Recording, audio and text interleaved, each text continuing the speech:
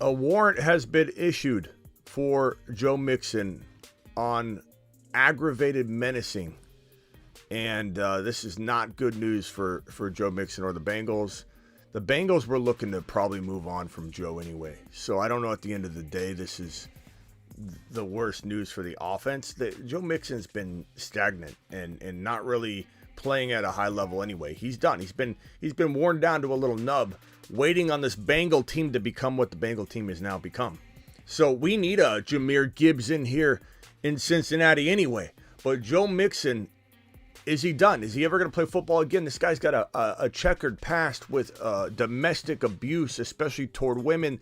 This guy is wanted for aggravated menacing. Let me read this to you, okay? Mixon accused of pointing a gun at a woman downtown in Cincinnati. He allegedly said you should be popped, essentially.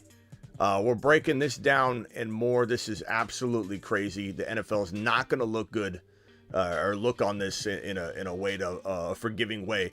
And the Bengals may take action right away. It wouldn't shock me if the Bengals said, "You've just been Smitty disapproved." And if the Bengals do that, we know for sure, for certain, because P. Ryan's a free agent too. We know for certain this club is looking for a Jahmyr Gibbs. They're looking for a Zach Charbonnet. They're looking to get Charbonnet, quite possibly. Get Charbonnet. Pop open a nice bottle of Charbonnet. Quite possibly looking to get Charbonnet. Who wouldn't be?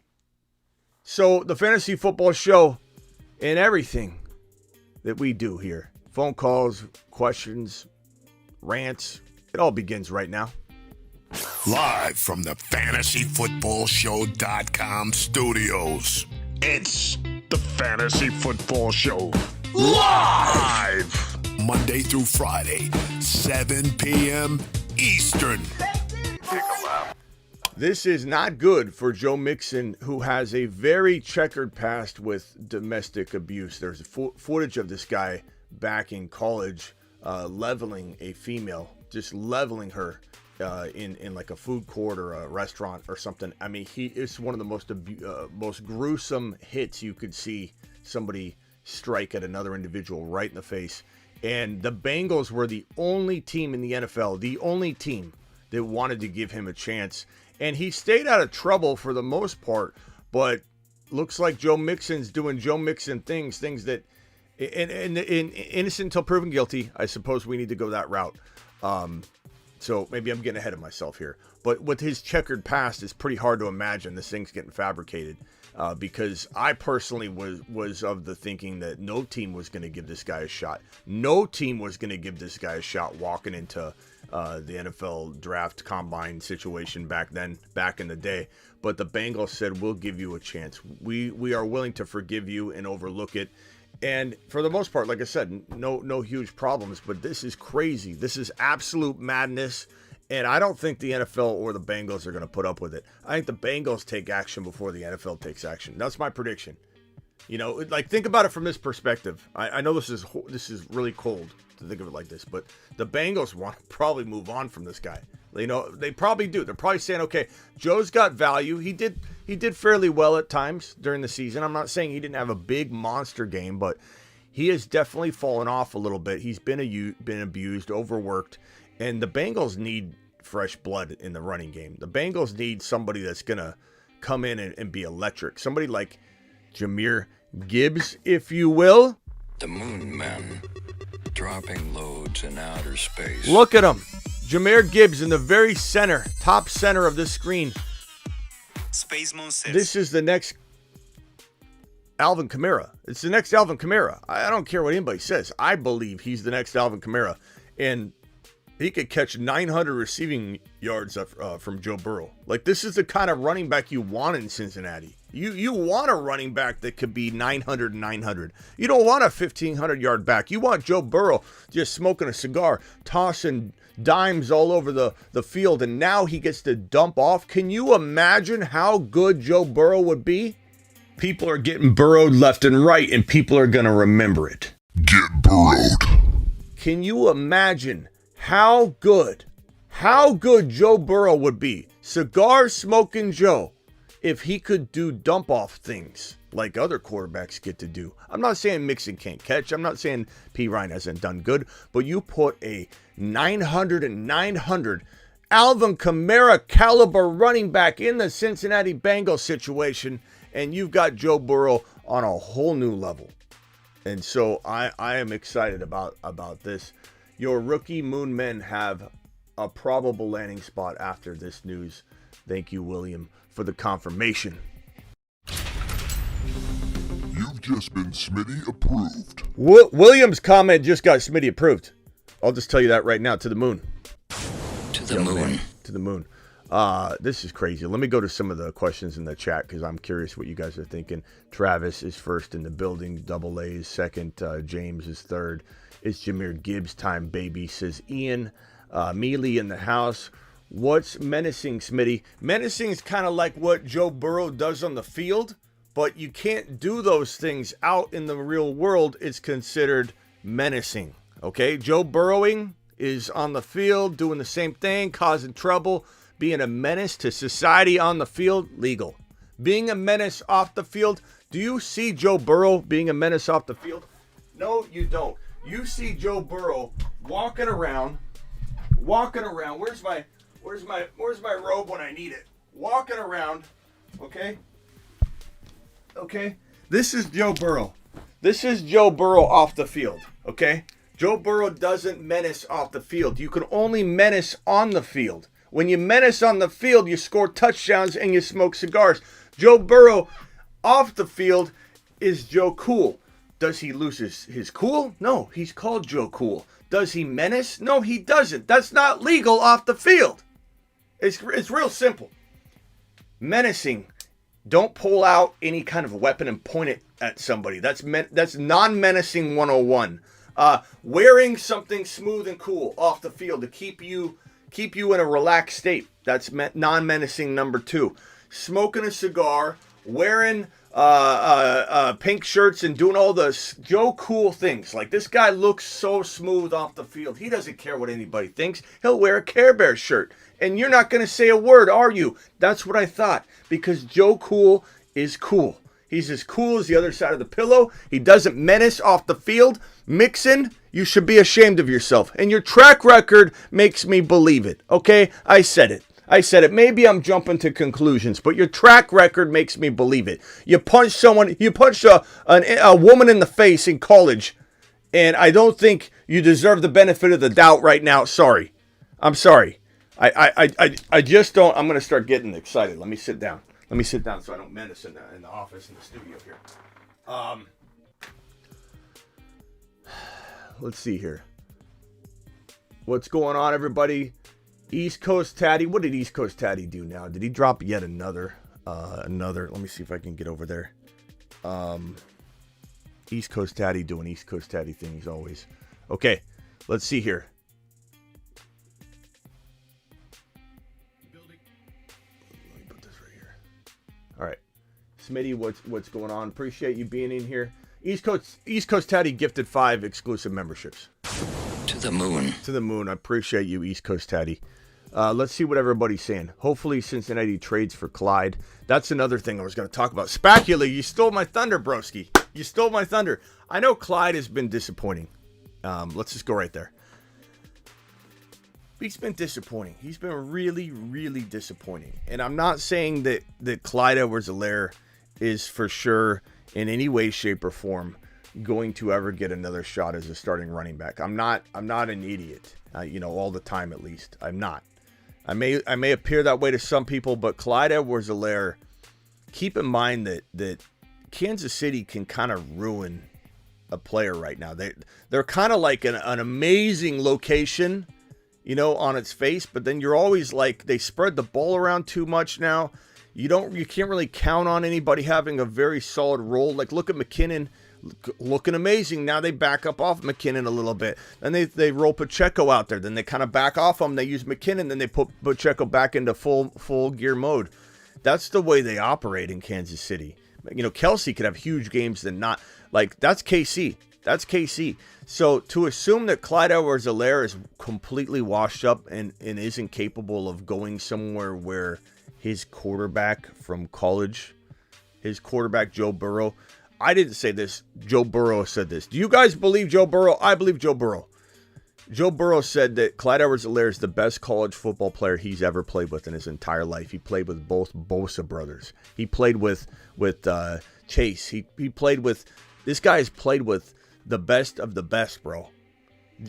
For Joe Burrow to say Clyde Edwards-Helaire was the best college football player that he has ever played against or played with.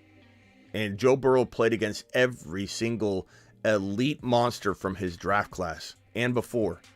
Like Joe Burrow played against the best college athletes, period. And he said Clyde Edwards-Helaire is the best. Like, he said this about all of his other teammates too. It wasn't like he's saying that about everybody. He said Clyde Edwards-Helaire was the best player he's ever played with in college. And Clyde was a monster in college. And Clyde should be given another chance. And he kind of has the Giovanni Bernard feel anyway. And he's kind of built to be what the Bengals would want out of the running back, which is why I want Jahmyr Gibbs over Bijan in Cincinnati. I'm not saying I like Jahmyr over Bijan in terms of fantasy or football, decision making or whatever. I'm saying in this context with the fit in question, Clyde and Jahmyr Gibbs, they're all very, very similar. Or they're both very, very similar to what the Bengals would want to use them for. So maybe Clyde and Spacula just stole my thunder. Maybe Clyde ends up getting traded to the Cincinnati Bengals in the offseason for like a third or fourth round pick or something garbage like. And can you imagine what that could be? What that could mean? This guy Joe Burrow loves him. We could see Clyde revival. I'm not saying it's guaranteed. I'm not saying even if Clyde went over there, he would succeed. There's some questions about his ability to stay healthy and all that. But maybe if he's sitting there in a dynasty league somewhere, just laying on the waiver wire floor, you might want to look to scoop him up. If you're in a dynasty league and you can get him for literally a fourth round rookie pick or something, you might want to just take a little look-see under the hood and potentially consider this could be a preemptive measure that you're doing here. And it could be a nothing burger. Understand both. But I just wanted to mention that. Spagula. Great question, though, Spagula. Great timing, I should say. This whole thing's great timing. I was ready to go live for the 7 p.m. show, and this news popped right up. But Joe Mixon, menacing warrant issued for his arrest. The statement from the team. Let's read this other piece right here. So anyways, I read this. He allegedly said you should be popped. I don't know if this is true. I don't know if the wording was true, but it fits the bill for what this guy did in his past, especially toward women. He's got an aggressive, abusive tendency apparently. And I'm not going to make excuses for him or draw a line and say that he deserves our pause when he literally, if you were to Google the Joe Mixon college assault video clip, you would say this guy's disgusting.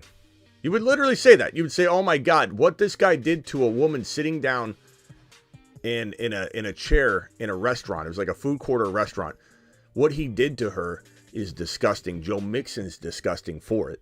And I've always felt that way. I'm pretty unbiased. I don't let a lot of things cloud my judgment or my evaluation of a player. But I've thought for a long time Joe Mixon is a disgusting individual. Just absolute disgusting menace is what a very good word to use for him. And this right here kind of proves it. I'm kind of glad I get to say it. I've been wanting to say it for a while. He's a menace. He is a menace. He's proven to be a menace since he was in college. And now he's doing menacing things.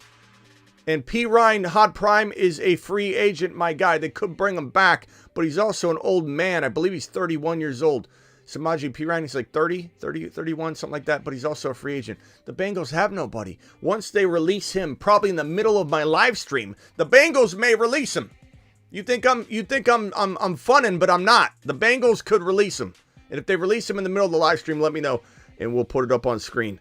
But this is awful for the Bengals, awful for Joe Mixon, awful for the woman involved, awful all the way around. Okay.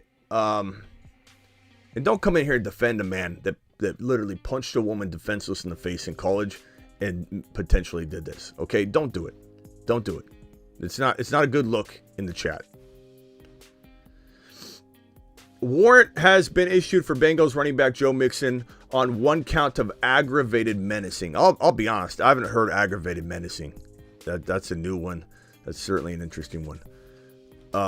Statement from the team: the club is aware misdemeanor charges have been raised against Joe Mixon. The club is investigating the situation and will not comment further at this time. My guess is they're deciding whether they pull the plug on a player they probably already want to pull the plug on. This is an excuse for the Bengals to say, time to move on at the running back position. We don't think Mixon's got it anymore. Now we can release the man.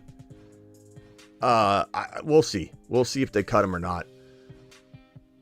Definitely think. Yeah, Noah says he didn't know that he did that in college. Noah, if you Google the video footage of Joe Mixon in college, you will come back and say that guy is disgusting. He's a disgusting menace for what he did to that woman. I don't care what she did to him. She was sitting there. The video footage is very clear. So no one should defend Joe Mixon. Joe Mixon is done anyway, yeah. Put the hammer down, says Double A. Old man P. Ryan, let's go. Mixon, the menace. Bro, we gotta do some kind of menace board. In fact, you know what, Joe Mixon? And off he goes to the planet known as Uranus.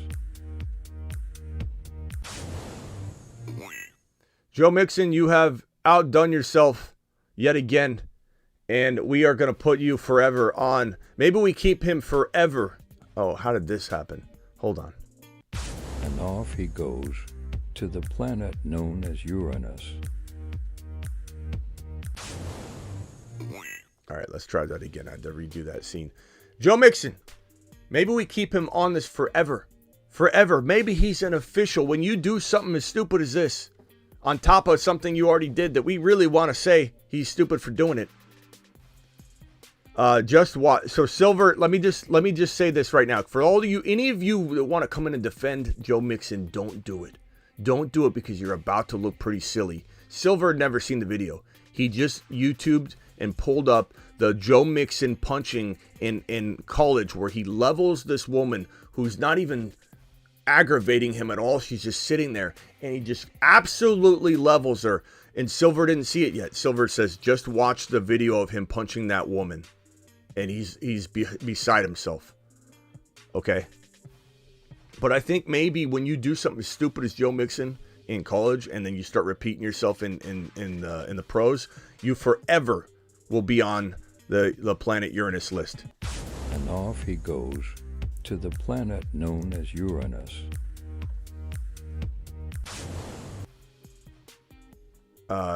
What's Scooby saying? Scooby, this news is old as... No, it's not. What are you talking? It just happened 5 minutes ago, bro. What are you doing? There's a warrant out. Here, Scooby. Scooby, read the room, bro. I appreciate you, but here, Scooby, this is for you. Warrant issued for his arrest right now, bro. Right now, Scooby. This isn't old. It's 5 minutes old. Issued for aggravated menacing charges where he pointed a gun at a woman's face and said, you should be popped. So I think we're pretty much... Electro just watched the footage from college. It says, oh my God, that was brutal. She wasn't sitting down. Okay, maybe she was sitting down. I forget. It's been a while since I've seen it, but I know it stuck with me. She might have been standing next to a table. It looked like a food court, didn't it? It was like a food court, and he just leveled her. That was old Scooby. But it doesn't matter. He's repeating himself, apparently. Okay, Bengals trading for Bijan or drafting Bijan for sure, says Scorp. I don't know. I don't think so. I think they're going after Jahmyr Gibbs, but bro, I'd love either one. I think the Bengals need one of those hybrid Jahmyr Gibbs, Alvin Kamara type players, or they trade for Clyde. I mean, like that can haunt someone forever. Well, when you repeat your mistakes, it certainly can. Just watch the video. Noah says, and he said, geez. He's like put aback. The video we're talking about is the old video. Hot Prime says news. Joe Mixon has been signed maximum $12 an hour by Waffle House.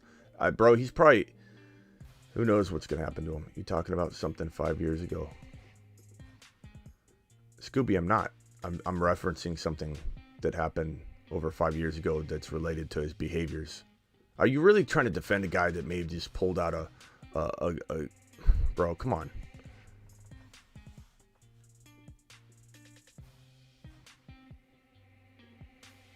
Joe Mixon on the run. He gonna do, bro, Joe Mixon, who knows what happens to him, bro. Okay, call in. Call into the show. Call into the show.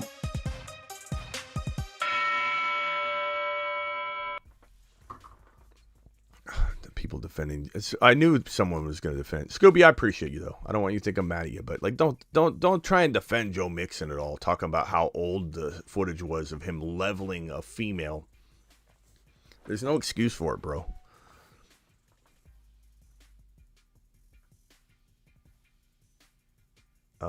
Dial in if you got a question or concern or you want to talk about this. I think, looking at this board here, Cincinnati Bengals are at the 31 pick, right? Or actually, this has got to change because they're now the, what are they? Because they got bumped out. They're not the 31 pick anymore. That was me predicting a Super Bowl win. That was me. Let's go Philly. Let's go KC. I'll have to look into this to see if how this shakes out. I don't know if that's correct actually, but Cincinnati. Let me see if I can pull it up on the live with the 2023 NFL draft order. It obviously is dependent on the finish, but there's some kind of that New Orleans pick is throwing me off, and I don't know if that KC pick is their own pick or if that's something else. I just have to check. I just want to make sure. I want to double check this. NFL draft order picks 29 through 31. Okay, so it looks like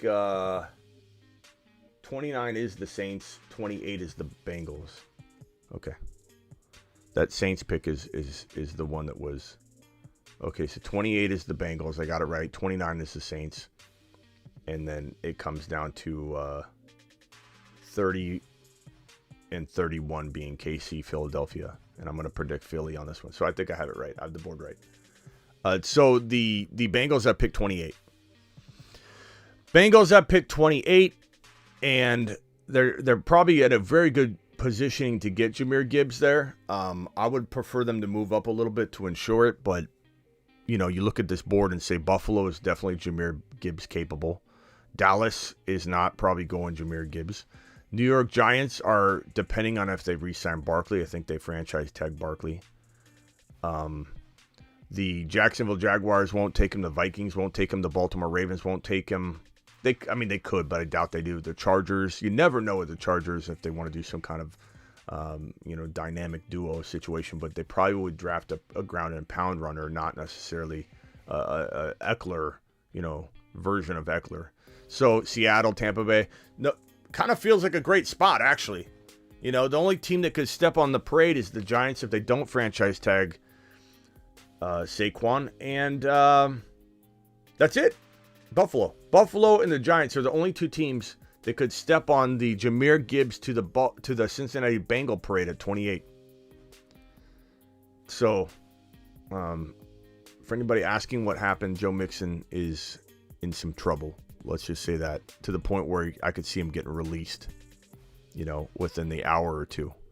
Joe Mixon warrant out for Joe Mixon for aggravated menacing, pointing a weapon at a woman in Cincinnati. We don't know what she did to him, but he pointed a weapon and said the things that you see on the screen right here. You can read them for yourself.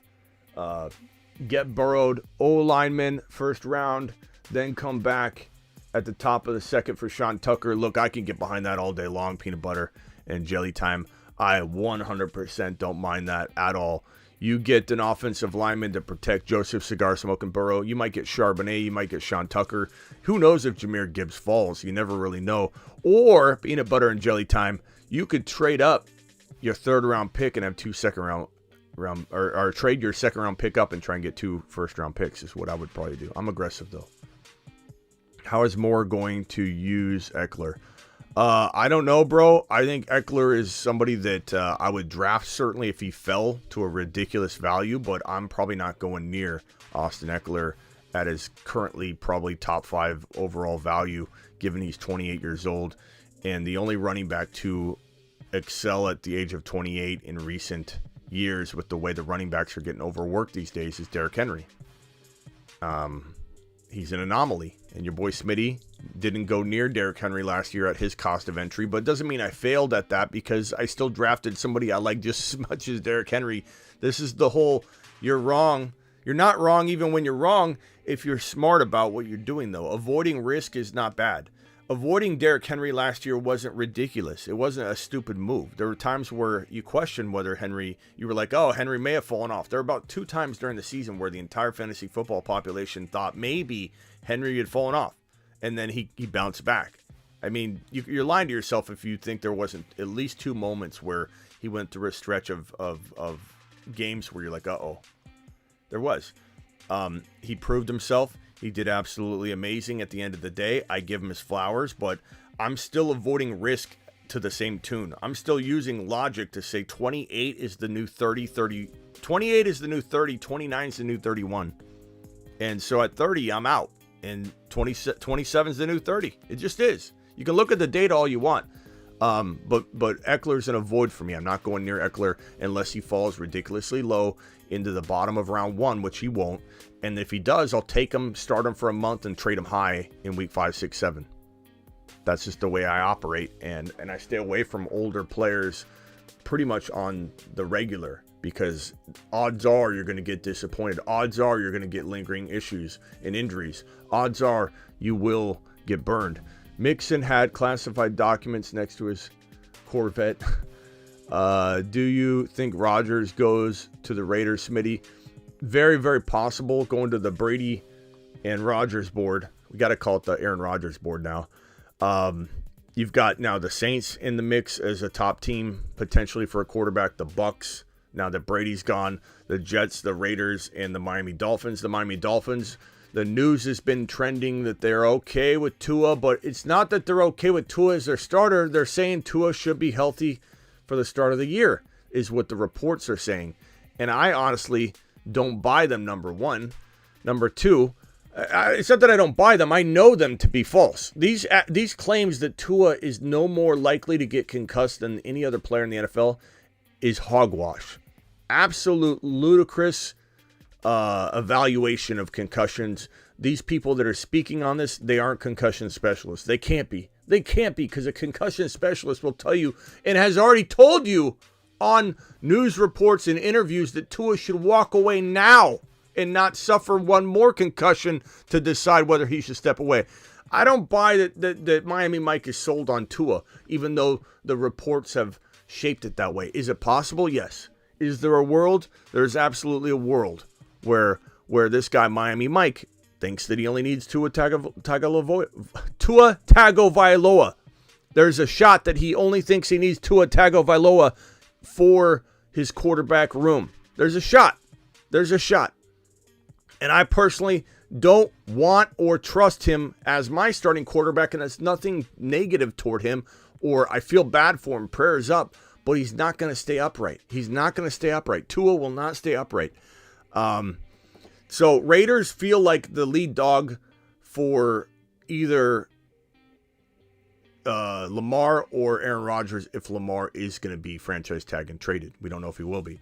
Aaron Rodgers feels like we've kind of had this die down a little bit, but he's still a possibility he goes to New York. But we're kind of feeling a little different about it right now, I think, for some reason. The vibe just doesn't feel like it's not like the news has been chasing it. It kind of as soon as Hackett got signed, there was a lot of buzz about it, and then it kind of fell flat. So I feel like Aaron Rodgers to Vegas is the most likely, getting reunited with his boy Davante Adams. Then on top of that, last night when your boy Smitty was about to wind down, Davante Adams tweeted this in response to when so basically Adams did this. He went on Twitter and he said, I'm going to answer 15 questions. And this Las Vegas locally, probably trolling, trying to get their name out there. They said, which neighborhood is Aaron Rodgers moving to? And Davante Adams repeated, mine. And so this happened really late last night. Everybody's been reporting on it this morning and this afternoon. Your boy Smitty went live on it last night. Go watch the video where we talk about how this is adding fuel to the fire, that A-Rod maybe is looking like a lead dog candidate for the Raiders now.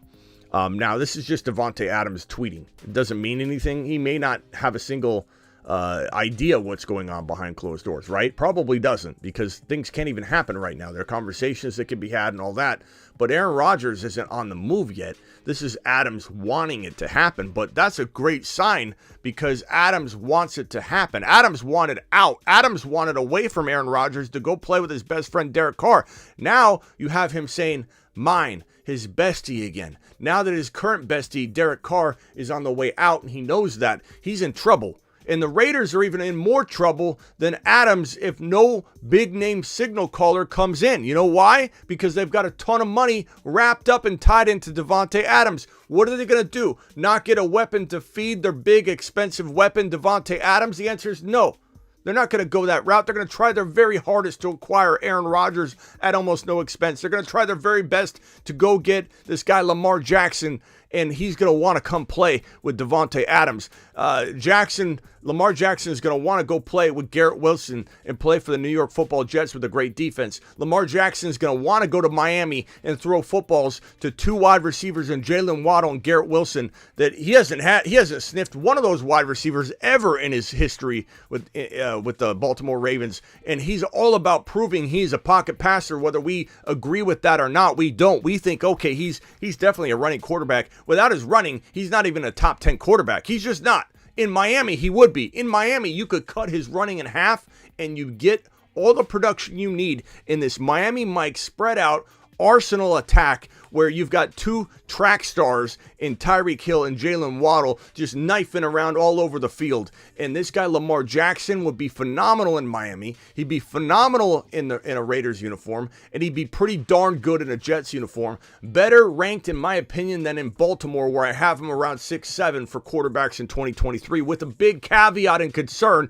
that he could get injured, that he's a big injury risk running 180 to 200 times a season in Baltimore, where they abuse him and don't give him wide receivers, don't give him what he needs. This guy wants to prove himself. And again, I'm not saying he is a pocket passer, but he would look and appear to be an absolute menace pocket passer in Miami Mike's system, where Tua Tagovailoa was proven to be an elite quarterback, even though he wasn't, because of the system. And so Lamar, same thing would happen. He'd vault into my top 5 quarterbacks right there with Fields, neck and neck with Fields if he's in Miami, neck and neck with Fields if he's in Las Vegas. And then with TBA in a Jets uniform, I still love it. It'd still be very, very good, but Fields and him would be a little bit more of an argument to go Fields. Maybe. We'll see. I love the Jets landing spot on the surface, but I don't love the potential vulturing that it would create, the vulturing touchdown situation that it would create for Breece Hall. However, can you say that that's counteracted by the fact that the team will move the football down the field and be near the red zone more often? That Breece Hall's yards per carry would go up with an efficient quarterback that's throwing footballs all over the field to guys like Garrett Wilson, revitalizing Elijah Moore's career and doing all that. So it's better than nothing. It's better than Jimmy G. Lamar Jackson vulturing rushing quarterback is better than Jimmy G for Breece Hall, but certainly Aaron Rodgers would be better. Derek Carr might even be slightly better for Breece Hall because he's competent enough to throw the football and get it to a guy like Garrett Wilson. He did that for Davante Adams, but can he win games? That's Derek Carr's problem. It's not can he be fantasy good. Can he feed his wide receiver fantasy productive numbers? He can do that. Garrett Wilson's safe.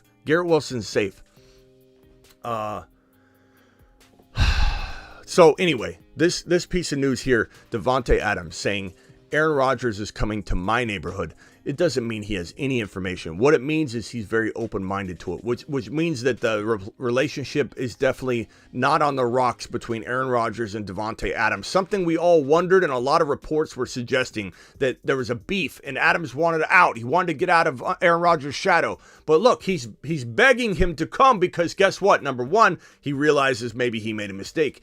That Aaron Rodgers is a potential top quarterback in the NFL, in the history of the NFL, that he misses and wants throwing him the football. That maybe Derek Carr, his best friend, they had some good memories in college, but it wasn't quite the same when they rekindled the relationship and then they hit it up in Las Vegas and it didn't go as planned. This guy, Davante Adams, doesn't want to be left without a quarterback, and he knows he can lure in his buddy by doing things like that.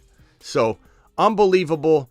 The tweet was amazing. We went live on it. We talked about it for over an hour and 10, 15 minutes, something like that. And I had a blast with you last night talking about this. This is why you got to subscribe to the channel if you haven't already. This is why you got to hit the notification bell, because not only does your boy Smitty go live at 7 p.m. Eastern every Monday through Friday, like right now, we're also live whenever news breaks, like right now. Just happened to be the Mixon breaking news was right in front of the launching of the Monday through Friday show. So this is one and the same right now. But last night was a live stream. Last night was an unscheduled breaking news live stream based on what Davante Adams dropped on Twitter when he said that he would love for Aaron Rodgers to come to his squad when he tweeted out my neighborhood. Aaron Rodgers is coming to my neighborhood. Trolling back at the troller or not, it's news. And it means something. And it's important. And I'm pretty excited for it, to be honest with you. So Aaron Rodgers to Vegas seems like the most likely. The Jets are another option. I believe Aaron Rodgers is gone. The reason I think Aaron Rodgers is gone, and this could change, because as Ron Navy mentioned earlier in the week, he thinks he probably loves his wide receivers now in Green Bay. He's built rapport with them. He's probably excited to mature along this guy, Christian Watson. At the same time, though, Aaron Rodgers isn't getting it done in Green Bay, and he wants a Super Bowl. And I think he thinks he can get one in a Las Vegas Raider uniform, especially if they bring in another quarterback they may draft. Look, here's the thing. I don't think this pick, you never know, but I don't think this pick right here, this pick that the Raiders have at 7, needs to be used to go get Aaron Rodgers. You never know. They could use it. They could use, I highly doubt they use it, but you never know. They could. If they were to keep this pick and somehow acquire Aaron Rodgers anyway, okay, hopefully they don't have to surrender that pick. But if they acquire Aaron Rodgers and keep the number 7 pick, if they draft Bijan Robinson and bring in Aaron Rodgers, what do you think this team is capable of in 2023? I ask you to call in. I ask you to tell me what your thoughts are. If the Raiders acquire Aaron Rodgers without surrendering the number 7 pick and they draft Bijan Robinson to replace Josh Jacobs because they can't afford Aaron Rodgers and Josh Jacobs as a re-signed player, what happens? What happens to the Raiders? Are they a lead dog candidate for a Super Bowl appearance in 2023? I want to know your thoughts. Dial in. Call into the show. Call into the show.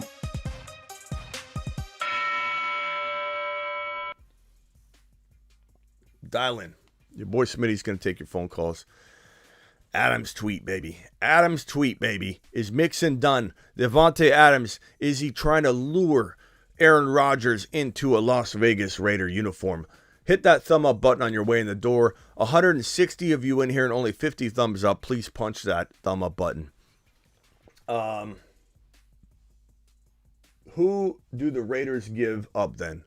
I don't know. That's why I'm afraid that pick will be involved. I just don't know what Aaron Rodgers' draft capital is going to be, or trade capital comparatively to draft picks, given he's got 1 year, probably 1 year left, and some concern. You know, there's going to be some, hey, we pretty much think he's probably still got it, but we're buying an older player that's contemplated retiring, and so we're not giving the number 7 pick away. That's a high pick. To give a future first rounder, maybe. You know, and if when you think about it, the Packers are in rebuild mode the moment they trade Aaron Rodgers away, so a future first isn't a big deal. Bijan or Porter Jr. Swift will bounce back, says Hod Prime. We'll see. We'll see how about Bijan to Cincy, the tripod. We would love that. We would love that. The Mars men. He's on a shuttle to Mars. Mars men. Can you imagine if all three were on the same team? But the Bengals have to trade up. Loads dropping and spinning aimlessly in space. The Bengals would have to trade up in order to do that. But can you imagine if the Mars men were all on the same team? It would be phenomenal, bro. But they'd have to trade up because as you can see right here on the draft board, the Bengals are picking at 28 overall. There's no way they're getting Bijan there, so they have to trade up where? To what? The 8, 7, 9, 10? Eagles will take him at 10, I'm pretty sure. So, let's see here.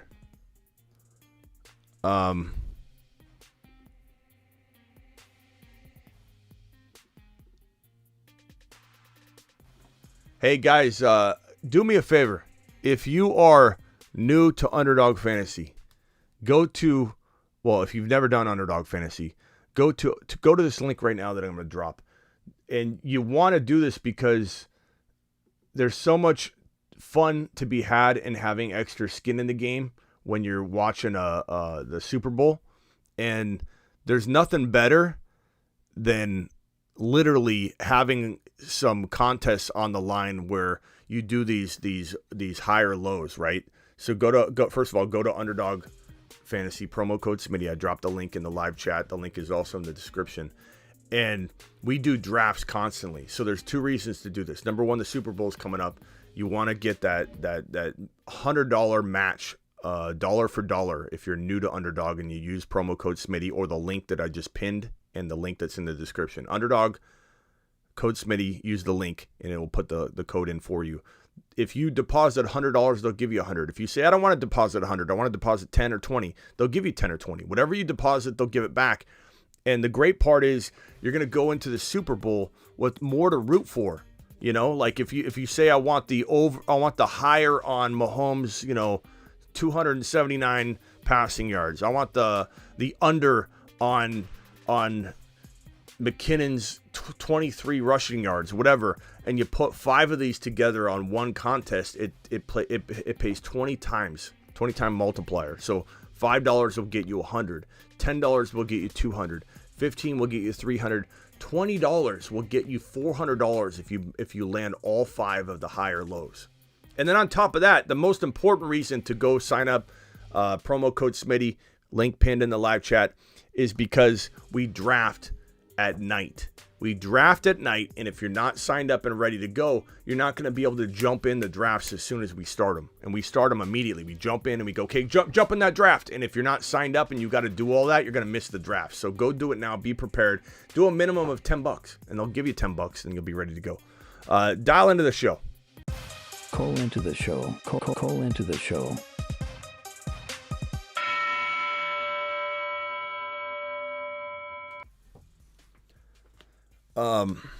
Brian, maybe the fantasy, not real life. What's Ben saying that for? What did Brian say? I'm always curious sometimes. Give up Higgins for Bijan. Yeah, Higgins, I don't think Higgins, you'll get that. I think that's true. You're not going to get the pick, unless you get a late pick and then Bijan falls, but you're not getting a top 12 pick for Higgins. Because Higgins commands a big contract too, so it's kind of like a kick to the nads. You trade for a player, give up high draft capital, and then they want a monster contract. And there's talk about Higgins being traded right now, which I don't know that is very accurate. There's probably some legs to it because maybe they trickled that news out, maybe they didn't, maybe it's fabrication in total. But maybe Higgins is asking for a ridiculous, in some ways well-earned, but a ridiculous amount of money that the Bengals are like, we're not paying you that. And then he's going to start making a fuss, and he's not going to want to return. We want this trio to return. This is Joe Burrow, T. Higgins, Jamar Chase. We don't want to break up the trio. So hopefully that gets worked out. They work out a long-term deal. I certainly don't want to see Higgins not on this roster because I feel like Joe Burrow is at his best when he has both his boys out there.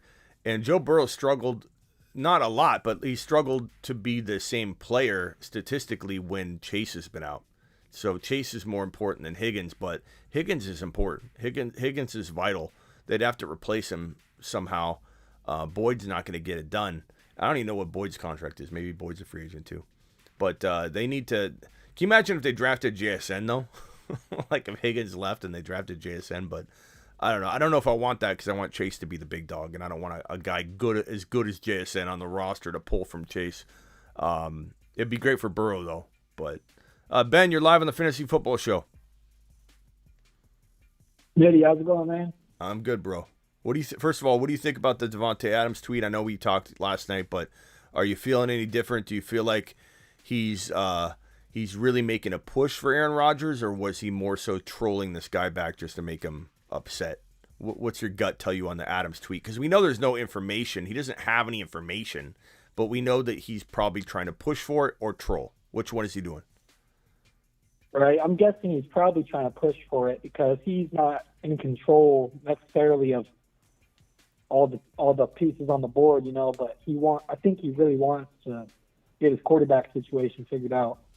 Yeah, and what do you take on this Mixon thing? Do you think the Bengals make a bold move and release him, like very shortly, or do you think they just kind of wait on it and do what a lot of people do, a lot of teams do, is just sit on it until the process plays out? The only thing that makes me think this is different is this is pretty bad, man. If these accusations are true, this isn't like some off the field, I'm not saying any domestic situation is horrible, and it shouldn't be looked at as one's more acceptable than the other. They're all not acceptable to an extreme level.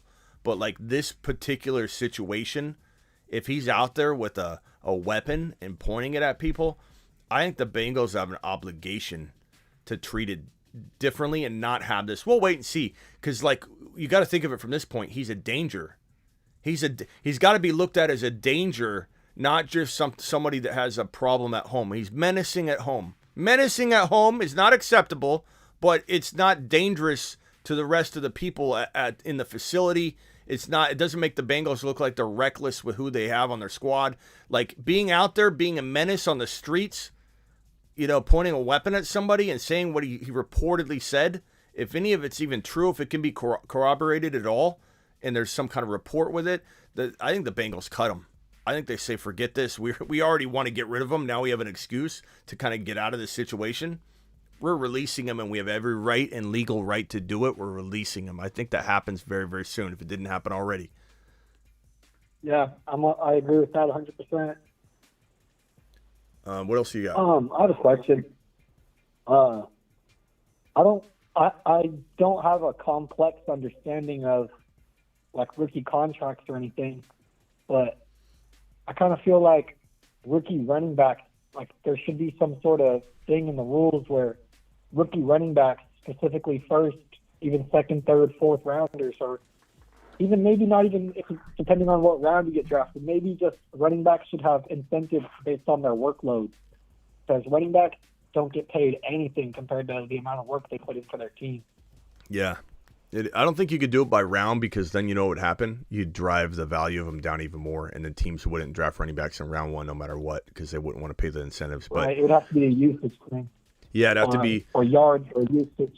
I mean, it would be interesting if the NFLPA did step in. I agree with you. I mean, it's ridiculous that these quarterbacks, and they're the centerpiece of the team, and they deserve big money. But when you're looking at Jalen Hurts and these QBs, like Jalen Hurts is looking at a $450 million potential contract for like 9-10 years. That's what he'll be looking at. 450 mil is probably what he's going to get. 450 to 500. And an RB like Jacobs is going to get what? Not a ton guaranteed, but he's going to get like 12 to 15 million a season for 2 years maybe. Maybe he's going to he could end up raking in like 30 something million, 40 million on the whole deal. So it's crazy. You're right. It's crazy. And the problem with rookies, even more so, on top of what you're saying, the problem with rookies is they usually get their one more contract and they can never really get their second contract. Like by the time they're looking to get their second contract, they're at that tipping point of falling off. And the really good ones at 27 years old will land that big deal, and then they'll fall off, and the team will look stupid for giving them the big money on a second deal. Or I don't know if you mean second deal by like the one after the rookie contract. Yeah, so their third deal essentially. I'm saying so their first deal after their rookie contract is really their last opportunity, because their third contract, their second time trying to re-up, they're pretty much at that dead area for running back age-wise. And so you really only get one even shot coming off your rookie deal to get the big payday as an RB, and that sucks. So they should get a bigger payday for that short period of time. I agree, but I don't know that it'll ever be fixed. But RBs get screwed, no doubt about it. For sure. Yeah, most of them. I mean, a lot of them don't even have that opportunity to get that first contract after their rookie season because, I mean, they can ball out, and by the time they're done with their rookie year, they could be 25. But not their rookie year.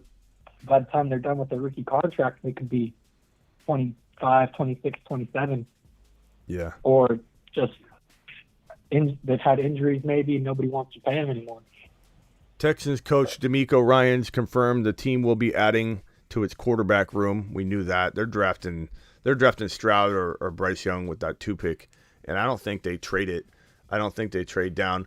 You come in as maybe Ryans wants to build more depth or something. It's possible, but I imagine that one of the reasons you take this job is because they're in the 2 pick.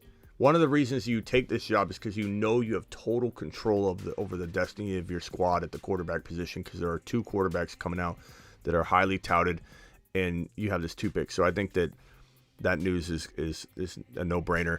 There's other news right now. Cam Akers, The Athletic, this is just an opinion piece, believes the Rams really hope to build off Cam Akers' accomplishment in December and January. He'll be an interesting player to talk about because he really does have the only shot of any running back to ever return to top 10 running back form after an Achilles tear. We knew it wasn't going to happen this year. It takes at least the 2nd or 3rd year before a player's 100% from their Achilles tear. And a lot of people expected him to explode this year, and we just knew it wasn't going to happen. James Robinson, there was a little moment in time where people thought I was an idiot, and they're like, oh, James Robinson just took ETN's job. And James Robinson, couldn't do it. Nobody can do it coming off the first year. Their first year back from a torn Achilles. But Cam will be an interesting case study, and I am open-minded to now that he has the full year recovered, a little over the full year. Now we can see maybe what's in store for him. But I'll tell you this, man. I get a sense that there's some kind of DeAndre Swift injury risk to Cam Akers, even if he proved he could, look the part at the end of the year. I still think at the end of the day, it's not that I don't think he could look good again. I think he can, but I feel like he has a whole lot of DeAndre Swift injury risk and disappointment still to awaiting us if we were to go down this road. So I could be wrong on that. I might change my tune. I'm open-minded. I certainly don't think anybody's ridiculous for thinking Cam Akers could finally have a big year, but I'm probably not going to be one of the people jumping on board because I just sense, and a lot of it's gut instinct. I can't really explain anything more than that. I just don't trust him. What do you think about Cam Akers, Ben? I would draft him if he fell to me, sort of like how you've been saying about Eckler. I'm not going to be reaching for him or taking him where he's getting drafted. Yeah, Cam's an interesting running back. I was just going to say same for all the Rams. I'm not taking any Ram where they're getting drafted at probably. What's the chat think about Cam Akers? Is anybody buying in, or are people out?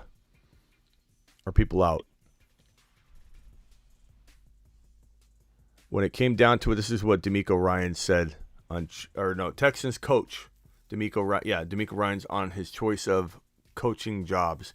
When it came down to it, there was no place I wanted to be any more than H-Town. It was a no-brainer to be here, be home. So DeMeco, congrats to DeMeco. It's a great spot for him, and it's a great GM. It's a great. I know it's been a shaky joke of an organization for a while, but they really cleaned it up. And Caserio traded away Deshaun Watson and cleaned up that Deshaun Watson mess that he inherited. When he walked in to be the GM, this whole situation was in the middle of it, like Watson sitting out, and he cleaned it up immediately, made one of the best trades you could possibly make for Deshaun Watson, getting rid of a guy that a lot of us believe is never going to return to his form. He could, but we'll see. D-Class says, what's D-Class saying? I'm not condoning his gross overuse of action, but let's not just mull over the fact that she's not a complete victim. I know, but D-Class, it's defending a guy that has done what he's done already. Like, I'm not going there. I appreciate you. I respect you. You can think what you want, and I'm certainly okay with what you think and whatever you want. But this guy has already, I think, ruined his ability to get the benefit of the doubt from anybody from what he did in college. Leveling a female, and I don't care what she did to him. He just walks up. You can watch the footage for yourself in college. It's like a food court area. Walks up to her. She's standing next to a table. Just cheap shots her and just completely knocks her out. One of the most aggressive, crazy hits I've ever seen. So I just think that I don't care what this individual did to him. He shouldn't have a weapon and point it at people and do what he's doing. So I don't know. We'll wait and see if maybe there's some kind of weird circumstances that come out and he was trying to save someone's life. Like then maybe we circle back D-Class. I'll take my L. But I'm pretty confident, based on his past, that there's no life-saving situation or explanation that's going to defend Mixon's behavior. There's a warrant out for his arrest. So I'm pretty sure I'm in the clear of taking an L on this one, but I'll be glad to take an L. I'll be glad. I know, but to say that I think this is defending him, though. You know what I'm saying? Like when you start saying things like, let's just say she's not a total victim. Like, let's not even go there. Like, we can talk about her. Maybe she's got a case. Maybe there's a case against her and that can be looked at. But I'm not concerned about her case or her actions. I'm concerned about Mixon's behavior. I'm concerned about what other people would have done in his situation. And Mixon's making bad decisions again. And that's it. But I appreciate your take, and I know. Anyway, looks like he hasn't changed. A true man. Yeah, he's not a man at all. Mixon ain't no man. Ben, what else you got before I let you go? Not too much. I hope the Bengals draft someone good like Tucker or Gibbs, Charbonnet. Go up and get Bijan. I think they have to trade up to get Bijan, but you never know. Right. They could take that 28 pick and move it up to 9 or 10, 11, 12, and somehow land him. But it's maybe mid draft he's sitting there at 13 or 14, and they go up and take it right then. Yeah, they could. The thing about Jameer is you look at this man, and Jameer's not going in the top 20. So and Seattle doesn't need anybody. The Dolphins surrendered their 21. So the Chargers aren't taking Jameer. He fits too much in the mold of Eckler. Baltimore probably they could, but I doubt they take him at 22. Minnesota, they got Cook. They lost Madison, but they got Chandler. I don't think they're going that direction at all. Jacksonville, no way. Giants, depends on if they franchise tag Danny Dimes and sign Barkley to a long-term deal, which is what I predict to happen. Dallas, they could take him. Jerry Jones could take a guy like Jahmyr Gibbs. I guess there's a possibility. Dallas, Buffalo, and Cincinnati. The reason Dallas would look at it is because they like that combination of two running backs and Zeke Elliott. They could move on from Zeke and cut him and get a bunch of money back, but there's also some dead cap hit, so there's some consideration there for whether you move on from Zeke. But if they move on from Zeke, they may retain Pollard and sign Pollard to a longer-term deal. But the cheaper solution is to go Jahmyr Gibbs at 2026. The only problem with that is if you've got money to spend and you can buy Pollard and buy him relatively cheap comparatively to some of the other RBs like Barkley and Josh Jacobs, but buy Pollard for a decent amount, then you can use that pick on something else that you need very, very badly to help support this offense and keep Dak upright and keep Dak, doing Dak things when Dak's on point. Because they're going to believe in Dak. They're going to still get behind Dak. They're not getting rid of Dak. People think Dak's getting traded or he's out. No, I don't think that's the case. But Dallas is a wild card there, at least at 26. Buffalo's a wild card at 27. They would be amazing with Jahmyr Gibbs. I don't think any of us are going to complain. Those that want the Bengals to draft Jahmyr Gibbs, I don't think any of us are going to complain if Jahmyr Gibbs lands in Buffalo or Cincinnati. Those are the two best spots for an RB like that to land. And Philly at 31. Philly, who we say is an option for Bijan at 10, they may go a different route at 10, and at 31 take Jahmyr Gibbs, Zach Charbonnet, or Sean Tucker at 31. Either way, I'm happy as can be if Philly lands one of the big Moon Men running backs, which are on this board right here. The Moon Men. Look at them. Dropping Look at 'em. loads in outer space. Bijan, Tucker, Gibbs, Charbonnet. Any one of those guys lands on Philly. Space Monsters. A space monster indeed. All right, Ben, I'm going to let you go. Appreciate you for calling in. All right, appreciate it, Smitty. Yeah, I can't see Zeke and Pollard both in Dallas next year. Maybe one or the other, but yeah. Appreciate you, Smitty. Later, man. Have a good night. You too. And yes, we've already put Mixon on planet Uranus. And off he goes to the planet known as Uranus. And he's kind of the king of Uranus. So let's actually put a crown on him. He is the king of planet Uranus. Here's your crown, Joe Mixon. Wear it. You've earned it. You've earned it. Let's make sure. Let's rerun this and see what it looks like in real time. So I give you planet Uranus and its leader. You raise me up. Whoops.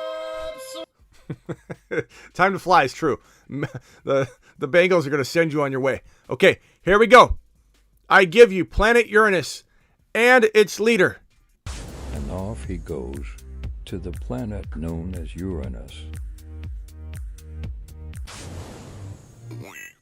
There he is, the king of planet Uranus, and his coach, Kyle Shanahan. This is quite a list right here. And those saying that P. Ryan proved himself, P. Ryan, I believe, is 20, I think he's 31 years old. And he's also a free agent. So he's not even scheduled to return, although with this news, they might offer him a real quick, re-up and say, look, this running back market is crazy. There's no way you're going anywhere and getting paid. We'll pay you a little more than we should expect to pay, but let's get you on the squad for another year. So P. Ryan could be added back on, but he's a free agent. Kamara added next. So let's just do it now. And off he goes to the planet known as Uranus. Where's Kamara? Where's my Kamara image? Someone said, can we get Shanahan off? Absolutely not, bro. He's the coach. He's I mean, even though Mixon's the leader, they do need an OC. They do need a good OC. Mixon will be the coach because Shanahan isn't good at coaching, but he's a great offensive coordinator, a mastermind. He is. His scheme's amazing. His Uranus scheme is going to be phenomenal. Where's my Alvin Kamara image at? I can't find Kamara anywhere. Here he is. Alvin Kamara. Moon Man, your planet Uranus extraordinaire. Here we go. Let's run it back one more time. I give you planet Uranus and leader and new planet Uranus extraordinaire, Alvin Kamara. And off he goes to the planet known as Uranus. We're filling this board up quick. This board's getting filled quick. We got so many people on the planet Uranus board. Menacing means he had a weapon. Yeah. Shipping up to your Uranus. You're live on the Fantasy Football Show. Who is this?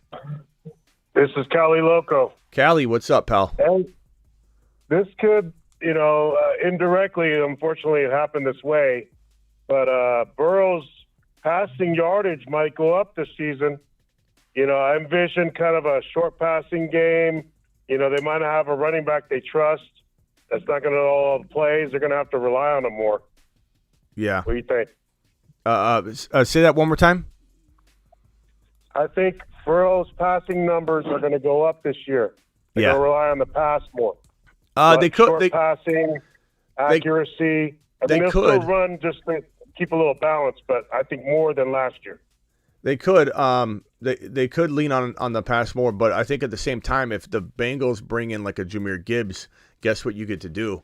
You get to do those dump offs a little bit better and more effective fashion. Jahmyr Gibbs is Alvin Kamara 2.0. He's the new Alvin Kamara, And so you give him a player like that, or if you bring in a Sean Tucker, who could be very, very similar. Sean Tucker and Jahmyr Gibbs can equally be 900 type players. I really love Sean Tucker. I've got him on the Moon Man list for a reason. Let me hit that button. Hang tight real quickly. The Moon Men, dropping loads. As you can see, space. we've got Tucker, Charbonnet, Gibbs, and Bijan on this board. Tucker and Gibbs are very, very similar in their ability to pull in passes and be electric in the receiving game. Gibbs is a little bit more on the surface, a 900 prototypical type of player where you don't want him running for 1,400, 1,500 yards. I think I missed a couple super chats earlier. Oh, good God. I'm so sorry.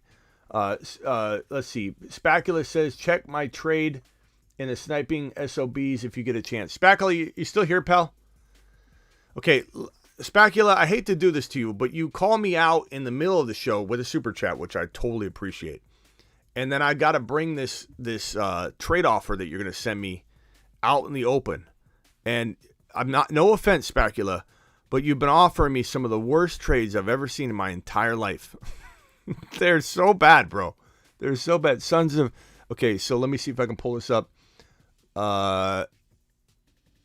Sons of B League. Here it is. I'm not going to even evaluate the trade until I get it on my screen. Okay? So here are Spacula's 2 incoming trades. I haven't looked at them yet. I'm going to send them to my computer, and I'm going to put them on screen, and we're going to look at them together. I can almost guarantee they're going to be 2 of the worst trades you've ever seen in your entire life. All right, here we go. Ron Navy, I know you're on hold there. Tell me what you think of this trade, and then Cali Loco, hang tight. All right, so Spacula says he wants Mike Kelsey, and he'll give me Deonta Foreman and Njoku. Spacula says he'll give me a 2023 first rounder and Njoku for Kelsey. That's the best offer he's ever sent me in his life. I don't even know where that first rounder is, though. But let me look at that one. That's the best offer he's ever sent me in my entire life. And it looks like it's a 1.8. So the answer is no. I should have put that on because that's actually the real trade. Hold on. I don't know why it doesn't show you the first round pick value. But here it is. Let me put this back on screen. This is the best offer. The first one is par for the course. And Njoku and Foreman for Kelsey. That's par for the course for Spacula. He's trying to rake me over the coals. Just trying to blast me, bro. And then this is the best offer he's ever sent me. And Njoku, the 1.8 a second, and $100 of fab money for Travis Kelsey, which I'm going to reject both of those. But Spacula, I so appreciate you, my guy. The only reason I call you out is because you super chat it, you make it public, so I want to make the whole process public. But I love getting his offers because they're a good laugh. But Spacula, come on, man, offer me something amazing for once. Ricky Williams would never, says Isaac. Isaac, appreciate your super chat. Ron Navy, what can I do for you, pal?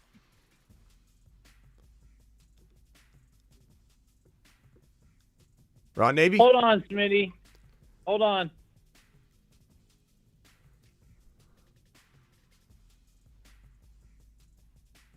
By the way, there was a second rounder, and Njoku, the 1.8, and a second rounder in the first trade, and the other one was a 2025 first. I apologize. I'm sorry, Spacula. I gave false information. The first one, it had an assets click more for more, and I didn't do that. So let me put this, to be fair to Spacula, let me put the first trade up so you guys know that he didn't just offer me that for Kelsey. Here's what his actual trade was. I apologize, Spacula. I didn't see that extra piece that was hidden because they don't show it. This is the original one. Njoku, Foreman, Bateman, 25 first. Okay. In a second. So you're getting a little bit better. But I'm not trading Kelsey. All right. I don't know where Ron went, but Cali Loco. What else you got, Cali? Yeah. The other thing was something to add for the Moon Man. How about a little ha coming out of the fire for little Smitty? Yeah. She does it all the time. Let me bring her in here real quick and see if she can do that. Is there any way we can see little Smitty?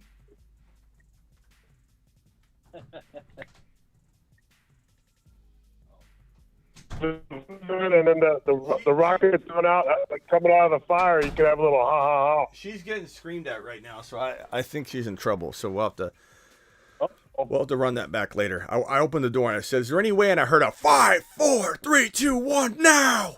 Like Miss Smitty's doing the countdown thing, so I don't know what she's in trouble doing, but anyway, Ron, you there? Yeah, I'm here.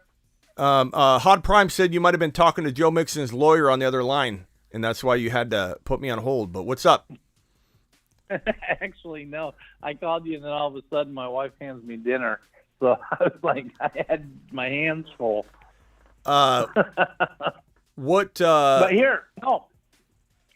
Wouldn't you think that the Bengals won't use a draft pick or a high draft pick for RB? They'll like. What if they go after because they need that help on the offensive line? What about Jacobs? What about if they were to put money into Jacobs and grab Jacobs? He'd be a good fit there. Definitely a possibility. I think you could also just draft an RB later. But yeah, you could take like a Sean Tucker later, because Sean Tucker most likely is going to be electric at the combine and raise his value. But there's still a possibility he falls to like the third round. There's still a possibility Bigsby will fall to the later rounds for them. I think Charbonnet may or may not go in the second round. We don't know. It's all about combine and pro days and all that. But I think Sean Tucker is going to put on a show. Sean Tucker is going to run the fastest 40 time, and he's going to look like a monster.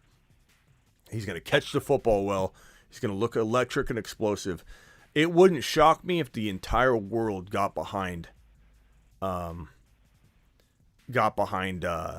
this Sean Tucker in the second round movement. Like he's like I could see the entire world getting behind him and being the number 2 RB in the draft class.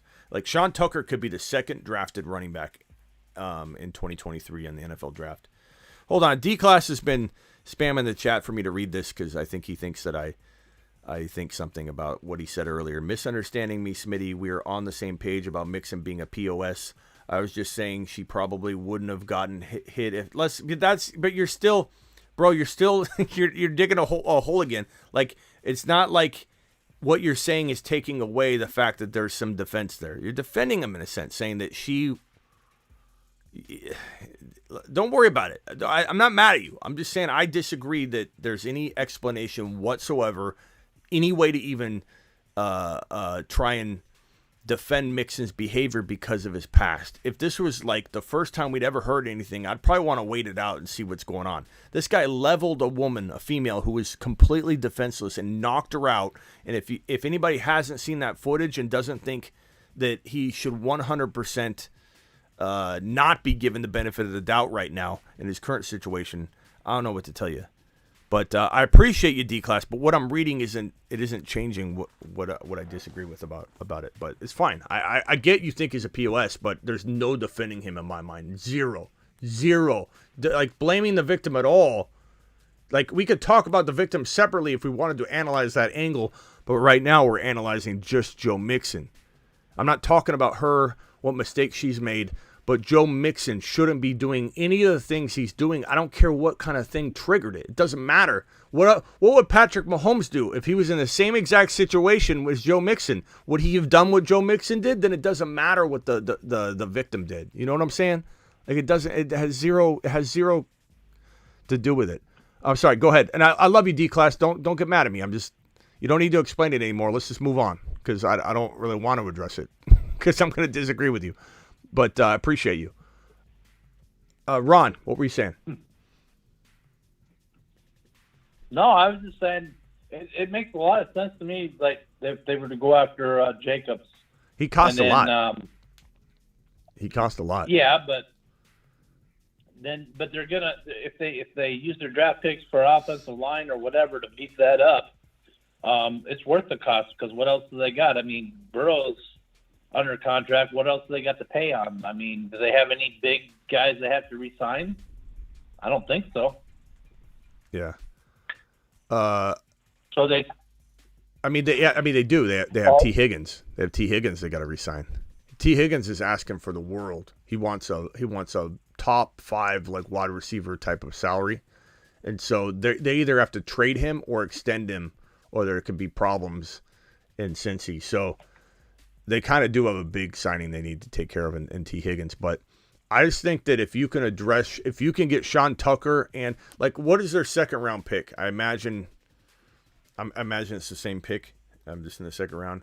Let's see, 2023 Bengals NFL draft picks. Oh, the Bruce called. The Bruce, call back in one more time. I didn't mean to miss your call. Call back in, Bruce. The Bengals have pick 60. Okay, so if the Bengals can take pick 60 and move it up to get Sean Tucker,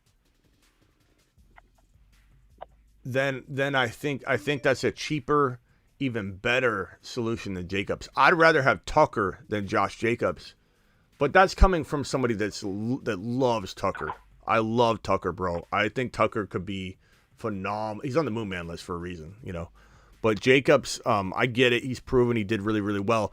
But give me that move up from 60. But I do agree with you. Like, your solution would be pretty decent. It would be very, very decent. But then it presents, like, can you re-sign Higgins? What if you move the 60 pick up into kind of where this Cincinnati 28 overall pick is? Maybe, like, let's say 33, 34, 35, top of the second round, which is where most running backs will go. That's where Javonte Williams went. So very, very possible that you move 60 to like 34 by giving up some kind of future draft capital. You draft offensive line if you're Cincinnati at 28. You draft Sean Tucker at like 34, and you give T. Higgins the bank. Just give him the bag. Wouldn't that be a kind of a better solution than losing T. Higgins and signing Josh Jacobs, though? You know what I mean? Unless they get a receiver. Yeah, but how much? I mean, running backs aren't going to command as much money. Even Jacobs isn't going to command all that much more money. I mean, he's going to get decent, but you should be able to sign them both, couldn't you? Let me see what Jacobs is. I mean, what's that? Jacobs signed a 4-year, $11 million contract with the Raiders. That was his last contract. How much is Josh Jacobs getting paid? I don't know. I kind of feel like it's going to be like it's going to be a pretty big deal. It's going to be a pretty big contract. Predicting a potential Josh Jacobs contract. Looks like that contract could be in the range of, let's see here. After the Raiders declined to pick up his 5th-year option, which would have paid him $8 million in 2023, the 4th-year running back went out to get himself a rushing title. Hold on, let me see. There's a lot of Raiders.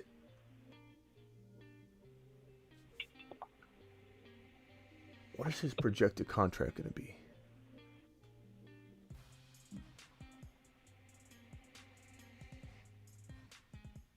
Anybody have a guess on what his contract's going to be? I'm trying to find an accurate depiction of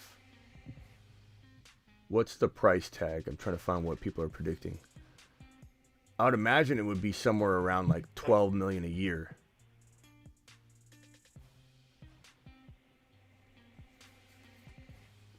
I'd say it's going to be $12 million a year times at least 3 or 4. You know, so it's going to be a hefty price tag. I don't know how much will be guaranteed. I'd imagine 30 to 40 million will be guaranteed. I would say Jacobs gets 12 to 14 million a year. That's a lot. That means where you can't really sign T. Higgins, you know.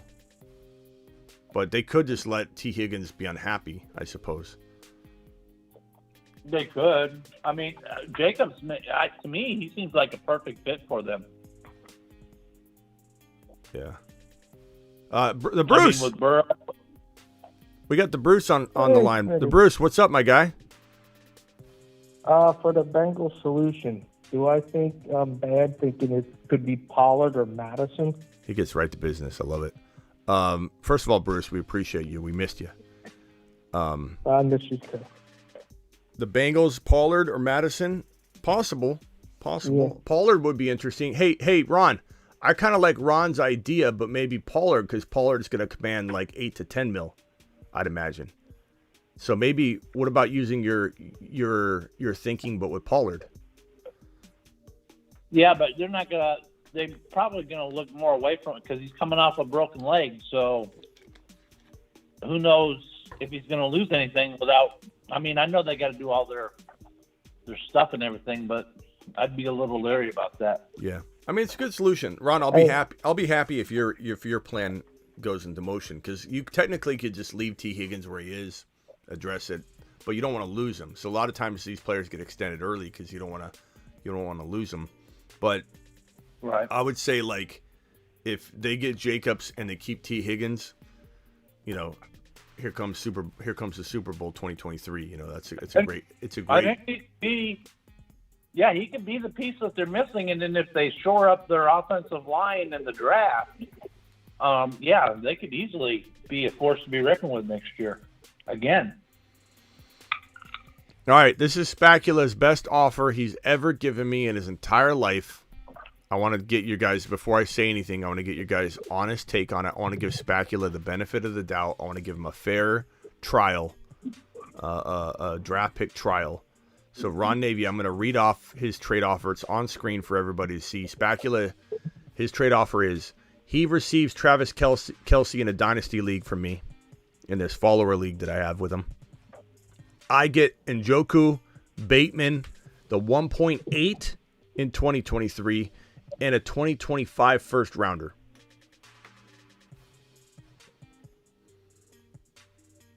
I'd keep Kelce. Spacula's egging on the chat. He wants this deal so bad. Well, I know when I come to you and ask you about trade offers that I get it like this, you like, no way in heck. I know. I'm asking for your honest opinion before I give you my answer. Yeah, I'd say no. Yeah. Look, here's the thing. The reason that we're probably not getting a deal done, Spac, is I don't love the 1.8. I like it. I'm sure when I'm on the clock at 1.8, I'm going to be mad I didn't, try and get the 1.8 more. Like if I see the player that's sitting there, I'm going to be like, oh my God, I like that. I like that. But the 1.8 isn't moving the needle for me. You give me the 1.2 or 1.1, you're going to get Travis Kelce from me. So my advice to you, Spac, is instead of sending me the same offers over and over of things I don't want, and I clearly don't want the 1.8, go get the 1.1 or 1.2 and then come back to me, and then we'll make a deal. You know what I'm saying? But I don't value the 1.8 a whole lot, and I don't care about 2025 right now. So I'd rather win this year. I'd rather run it back and win this year, pal. I don't know what I placed in this league. Probably didn't do well. Let's see. Did I have injuries? What did I have going on? What's my team in this? I don't even know what my team is in this league. I'm rejecting trades. I don't even know what my team looks like. I've got Kelce, Mahomes, Diggs, Hopkins. I definitely lack depth. So I'm not against rebuilding with this team, but Kelce, Mahomes, Diggs could still win. It still could win, even though I'm hurting at RB pretty bad. It could still win. I got riddled with injuries. I had Gibson on this team. I haven't had time to really kind of reshape it over the years, so I've just left my team the kind of the way it is because I keep rejecting Spac's trades, and I don't actively look to trade because I don't have time. So I'm going to say no to that, but I appreciate you, Spacula. Thank you so much. Go get the 1.1 or 1.2, pal, and then we'll have a deal. The Bruce, what else you got, Bruce? Do you think there's been rumors, because I'm on a Vikings fan page, they said that they might trade Cook and keep Madison. What would you think of that? Well, they can't keep Madison because he's a free agent, so they could re-sign Madison. But trading Cook is going to be very, very tough because his shoulder is like a 90-year-old man's shoulder, maybe 100-year-old man. Like you put two shoulder scans next to each other, you probably look at the 100-year-old man and go, "That's Dalvin Cook's shoulder. That looks not too bad." And you look at Dalvin Cook's shoulder and you go, "That's a deceased person's shoulder. It's been in a casket for 10 years." Like his shoulder's mangled to the point where he doesn't even sit out anymore when he dislocates it because it's already shot. He just puts on his vest and holds the ball in the socket and just goes and plays football. He's also kind of like on the tipping point of declining, so I find it hard for anybody to want to trade for him. And what's his contract look like? Let me pull up his contract. Dalvin Cook contract. Let's see what it looks like. Let's see how attractive his contract even looks to a passer buyer. Looks like he's a free agent in 2026. Wow. There's definitely some outs in contracts. So let me go over that real quick. So let me drop Dalvin Cook's contract on screen here, Brucey, and let's see if anybody be willing to trade for this bad boy. All right, here we go. He's also got, these like lingering off the field issue potential things that pop up once in a while too. But in 2023, he's owed a base salary of $10.4 million. He's got a signing bonus of $3 million. He's got a roster bonus of only $500,000. Not bad. Dead cap $6 million. 2024 dead cap $3 million. He could definitely be a cap casualty next year. I don't think this is an awful contract for someone to take on, but I certainly feel like it would depend on the team that would need a now running back and wouldn't be worried about the long term with them. They just want 1 year.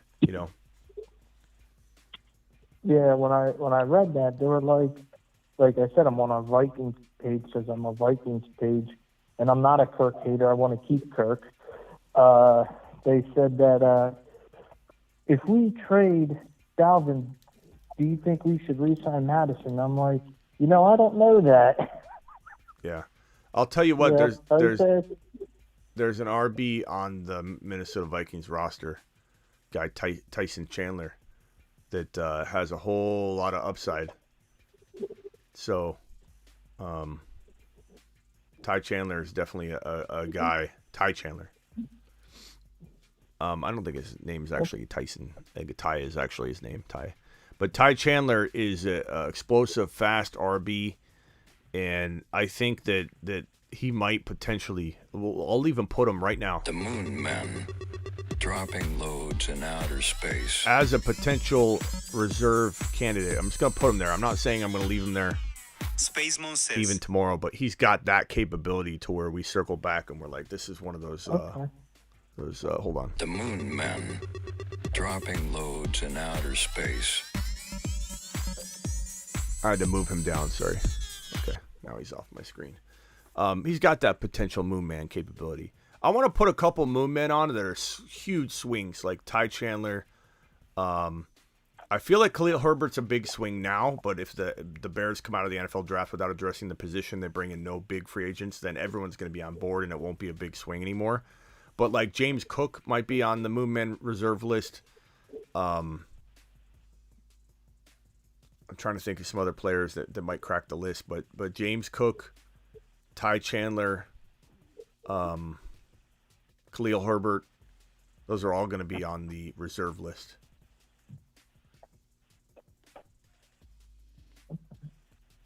How about the new Bengals running back, whoever it becomes? He's already on the moon list, baby. It's Jahmyr Gibbs. Look at him. The Moon Men, dropping loads in outer space. Or Tucker. I don't know. Yeah, I mean, of course, whoever, like, let's say Bigsby lands in Cincinnati. Bigsby will be a Moon Man. I mean, you are not wrong, and you make a very, very valid, or bring up a very, very valid question. Like, if the Moon Man, if the Bengals get a player that's not on the list but like borderline, he'll definitely be on the Moon Man. I said that we'd only have 4 RBs, rookie running backs on there, but we could have a 5th if the Bengals or the Buffalo Bills draft a Bigsby or somebody that I don't love as much, but situation will turn them into a gem. I'm not a big there's a couple RBs that everybody loves in this rookie class that I'm not behind. One of them would have been Corum, Blake Corum. I'm not huge on him. I think everybody's missing he reminds me a lot of what's his name, Spiller, that went to the Chargers that everybody was enamored by. Oh my God, this guy's going to replace Eckler. Spiller was awful.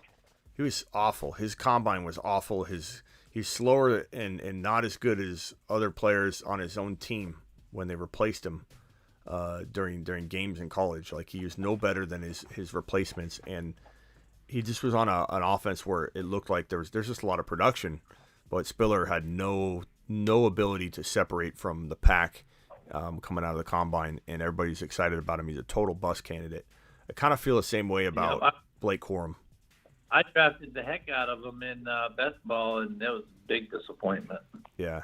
Blake Corum feels very similar. Like, could he improve? Like, he's going back to college. Maybe Blake Corum, and I'm open-minded, maybe Blake Corum, he gains something and learns and improves and gets quicker and stronger and faster or something like that. But when I watch his film walking into this NFL draft class preparation for my draft prep, I'm not impressed whenever I watch Blake Corum. I'm not. I don't understand it. Okay. Let's go around the horn here. Cali Loco, last thing you want to add before I jump? I'm going to go get food. What can I do for you? I like Ron's idea about Jacobs. The only thing is I don't know if he's a good enough pass catcher for the Bengals. I want to see somebody with elite pass catching skills at the running back position for him, but I do like his punishing style. Yeah, he'd be interesting. He'd be for sure interesting. All right, appreciate you, Cali Loco. Thank you. Later. The Bruce. Any final words, the Bruce? And first of all, how you doing? I'm all right. Just punishing my body. I finally took a day off because I was too exhausted. You're working out like a madman? I'm working out like a madman. Attaboy, Brucey. I'm trying to. I'm still a little ways away. I do have my workout. We got 11 days, 5 hours, and 30 minutes and 13 seconds before I need to be completely ripped. I was at 223 pounds in this photo. I'm probably not a bunch of. I'm probably like 4 pounds down from this, but at least I am working out. I'm running. I'm trying to get toned, but we'll see if I hit my mark. 11 days. I'm not looking good right now, but maybe we got to extend this one more month. I keep missing the mark, bro. I keep missing the mark. I'm ashamed of myself. I need you to. I need to take accountability for it, but I also need a couple people to do the challenge with me, so I'm not the only one by myself trying to push myself. I'll do it. Okay, Brucey's in. Anybody else is in? Please let me know in the comments, and we'll push each other. But we got to put this to the test. Super chats. We've got Spacula said, look for one more. Appreciate Spacula. You super chatting to get a deal done. Clearly, Smitty cannot be bought on a trade because Spacula has sent multiple super chats trying to get me to trade. So at least the league is safe knowing that I can't be colluded with. Hey, Smitty, I don't know if you saw this, but just tweeted that Mixon's agent said his charges will be dropped tomorrow. We'll see. We'll see. Let me try and pull that up. The charges will be dropped tomorrow. And I don't think the NFL is going to be okay with that if he's waving around a weapon. I don't see that report yet. But hey, we thought Kamara was going to get suspended, and it just kind of blew over. But you never know. Yeah. All right, Brucey, I'll see you later, pal. Oh wait, I have one question. Yeah. Do you think if Rodgers stays in Green Bay that they'll trade Jordan Love? If Rodgers stays in Green Bay, they'll trade Jordan Love. Absolutely. Okay. Because I'd like to see him and Garrett Wilson together. Yeah, because think about it. If let's say, thank you, Tim, for that update, and here's that report. So, Tim, thank you. I'm going to put Tim's comment over here since Tim is the one that let me know that was out there. I'm live, so I can't look at the news like I would if I was off the show live. So I appreciate the help. Think about it from this perspective. You're already wasting away Jordan Love. You either need to act and see what he can do this year, run him out there so that you know whether you want to franchise tag him or whatever you got to do the next season, or you get rid of him, get draft capital, because you're not going to franchise tag him. You're not going to retain Jordan Love in that fashion without seeing him play. So if Aaron Rodgers, doesn't end up getting traded, Jordan Love's on the move. Jordan Love's on the move. Hey, my bands are showing up here. My bands are in.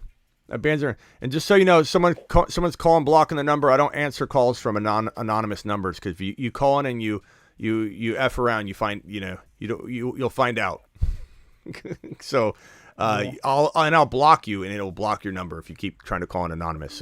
So don't try calling anonymous. Hold on. We got a special caller right now.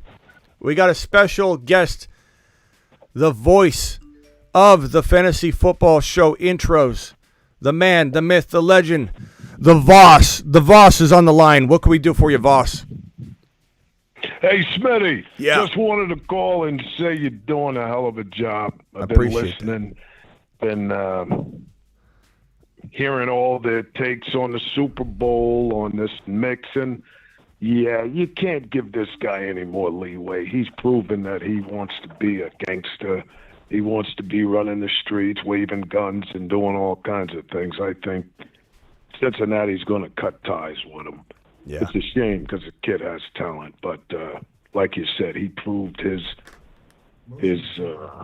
worth when he punched that young lady in the bar. I mean, Yeah. that was a haymaker, and he just blasted it. We'll see if this is there's any truth to this, but this report here, the Bengals agent Peter Schaefer, who said the misdemeanor charge against Mixon will be dropped Friday. It was a rush to judgment. They're dropping the charges first thing in the morning. I really feel that the police have an obligation before they file charges because of the damage that can be done to the person's reputation, to their work.